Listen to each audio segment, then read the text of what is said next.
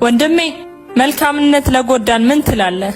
አይ ሰው ምክንያታዊነት የጎደለን ያውም ራስ ወዳድ ሲሞሉብኝ ይቅር ብዬ የምቀንስ ደግ ሳደርግ ማይረዳኝ ወንጃዬ ለፍርድ ሲማግደኝ ይሆን ብዬ በደግነት ተሻገርኩኝ ቃል ጠባቂ ታማኝ በተግባሬም ብሆን አታላዩ የበዛብኝ ያም ሆኖ ሐቃቸውን ያልበላሁኝ ደስታዬ እጥፍ ቢሆን ሚቀኑብኝ አይጣል ግን ምን ገዶኝ ሁሌም ደስታዬን ሙጥኝ የምል የማለቅ ዛሬ መልካም መሆኔ በነገው ትውልድ ባይታወስ ምን ገዶኝ ዛሬን ማን አውቋት ነገስ የማናት መልካምነቴን ይዤ ምቀጥል ያለኝም ብሰጥ ብቸር ብለግስ በቂ መስሎ ማይታየኝ ባይኖረኝም ከሌለኝ ላይ ለመስጠት የሚቃጣኝ በእጥፍ የምጣደፍ ይሄ ሁሉ ለምን ይመስላችኋል?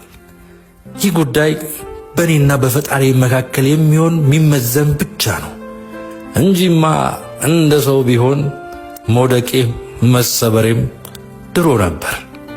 ምክንያቱም ይህ የሚኖር ሕይወት ነው። ሰላም